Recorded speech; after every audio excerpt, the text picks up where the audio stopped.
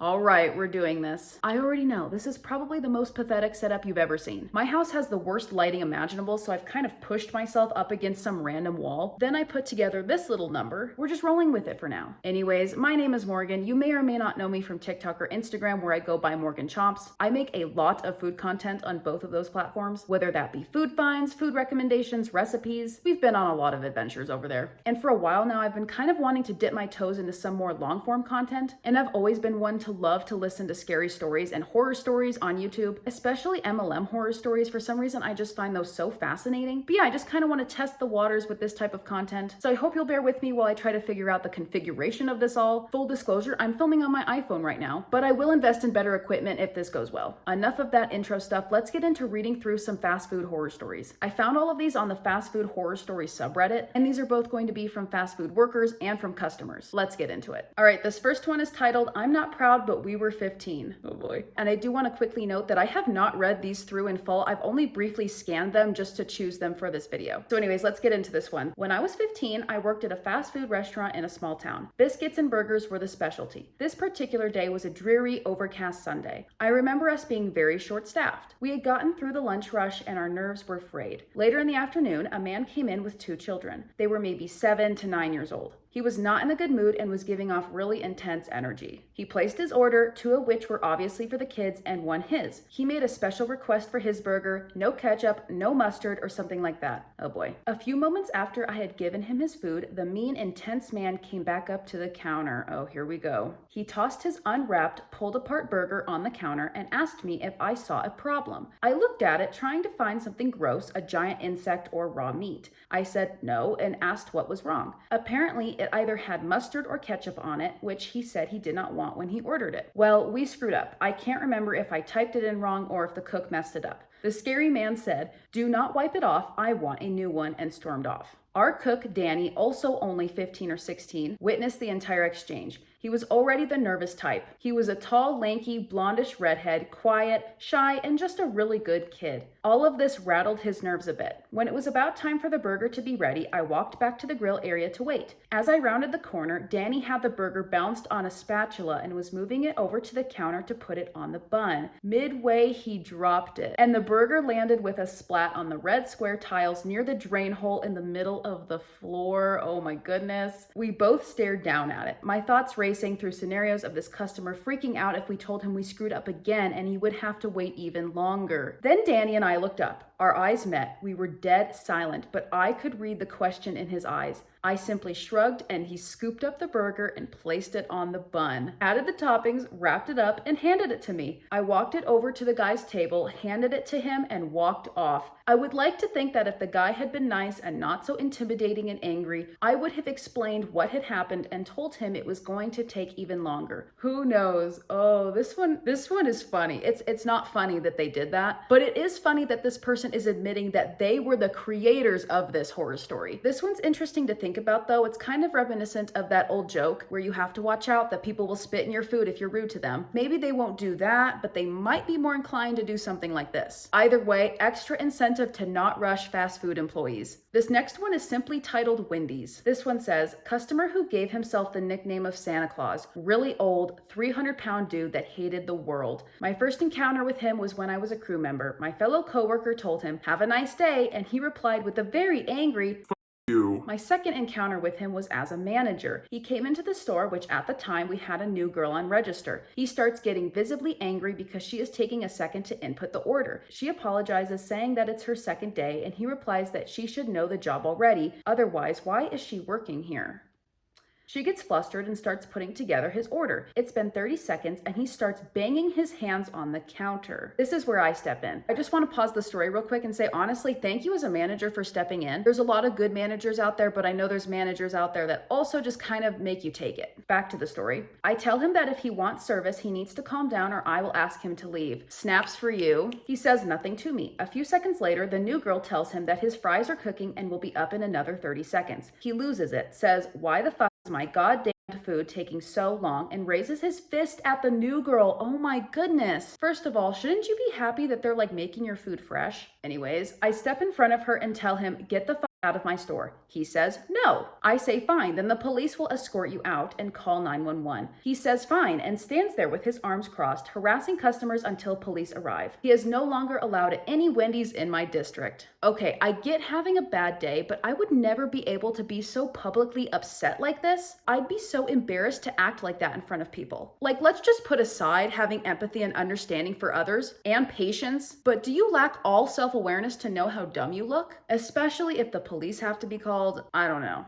All right, this one is titled, New Manager Got Too Big for Her Britches. This one reads, I posted this in an Ask Reddit comment and figured I'd share it here as well. I deliver for Pizza Hut. New manager came in with her chest puffed out talking about, there's gonna be some changes around here. Oh, that's never a good sign. My coworker, who's now my fiance, needed a ride home, so since she was clocked out, I let her ride in the car with me for my last few deliveries before I clocked out. We did it all the time. I came back the next day, worked all night long. She had me doing all types of extra stuff I never did before. Then after a long, hard day, she popped it on me that I'm fired for having someone in the car with me while delivering. Then she started giving me some speech about how I need to do better at my next job and how I can be more. So I got up and started walking away. She got offended that I wouldn't sit there and listen to her talk down on me and started yelling, wow, so you're just gonna walk away. They're going to mention Naruto. I've never watched that show before, so if I mispronounce any of these names, I apologize. You ever seen Naruto? Remember when Pain almost killed Hinata and then Naruto lost all sanity in a split second?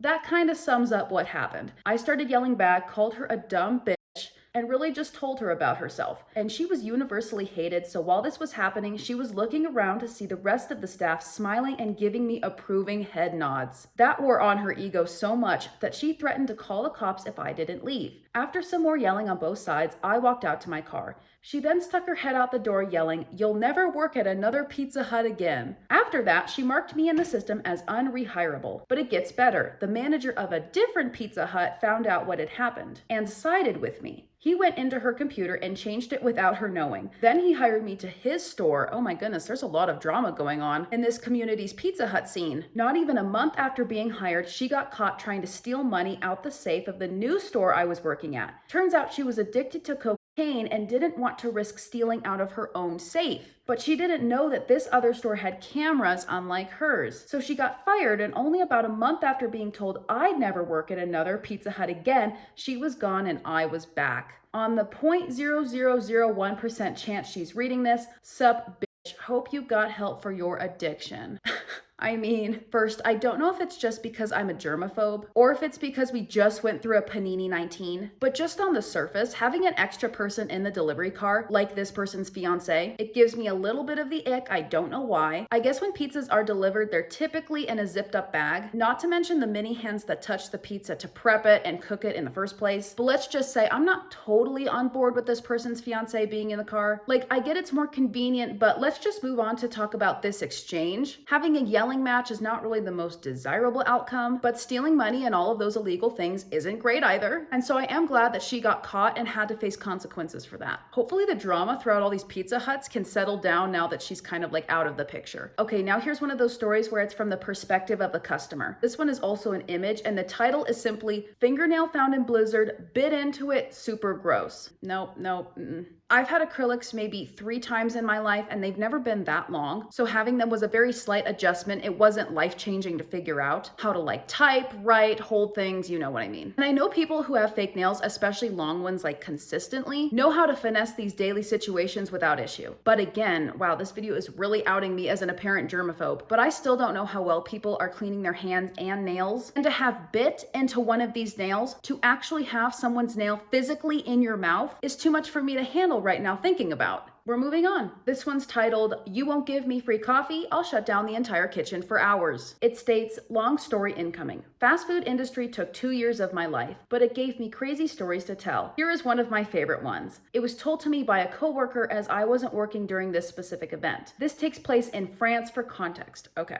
So, this happened during a pretty quiet afternoon. The restaurant was well organized by the really unlucky manager we all liked. She was always the one getting the craziest events. I swear she was cursed. I'll give you a bunch of short stories about it eventually. Don't you love those people who aren't chaotic themselves but just consistently attract chaos wherever they go? Lunch rush hour went well, but is still not totally over. The team is all busy prepping for evening shift and finishing up lunch shift. It all looks okay. At the counter, a man called for an employee and explained that he had a heart condition and needed a coffee. Don't ask me why or how, but that's what he said. My coworker nicely replied, "Sure, sir, that will be $1.50. Well, I guess it's not really going to be $1.50, it's going to be €1.50.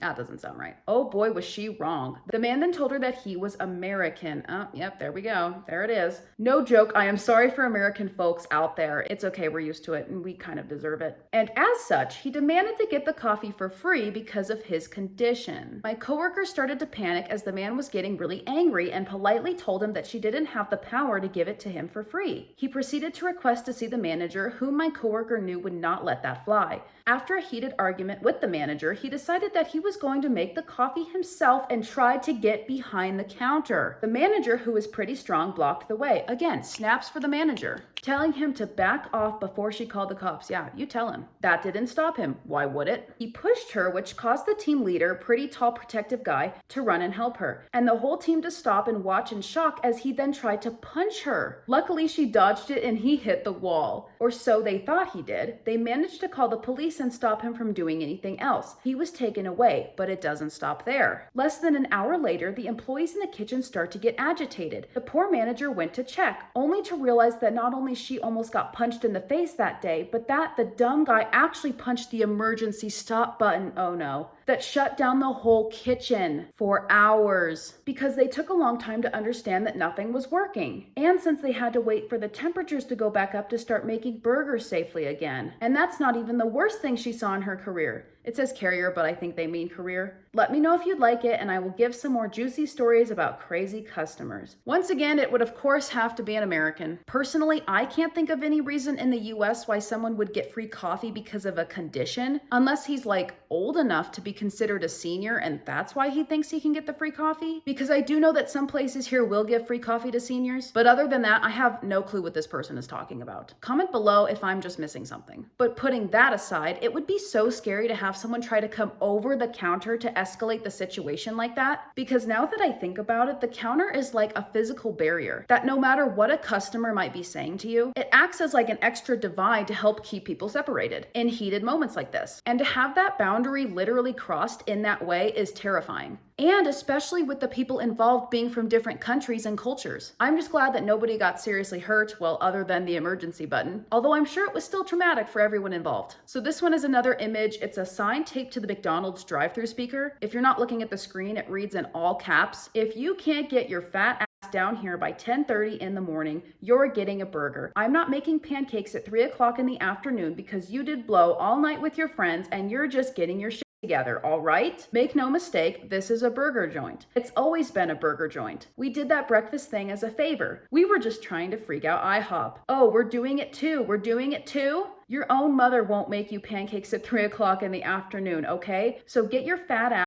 or your drugged up ass down here before 10:30. We decide it's our place. We tell you what the we're making, all right?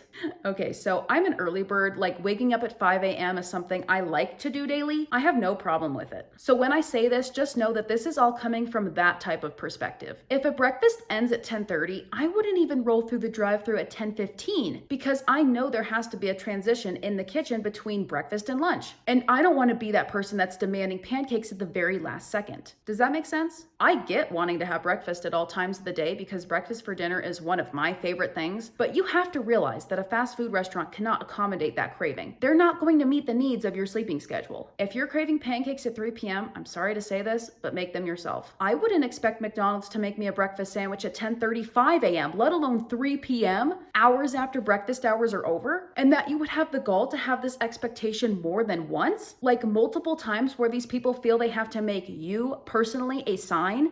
you might need to sort some things out. And with that, I think that's enough horror stories for this video. I hope this is something people like to listen to. I know I like to listen to horror stories or scary stories from Reddit. If you have any of your own that you would like to share with me, please do not hesitate to do so. I'd love to be able to read your stories on here. I'll put instructions in the description box on how to send me that story. It's going to be really easy. You'll just send me an email. I'll link my TikTok and my Instagram below if you want to check those out as well. I think that's everything. Have a great week, stay safe, and eat something yummy. I'll see you in the next one.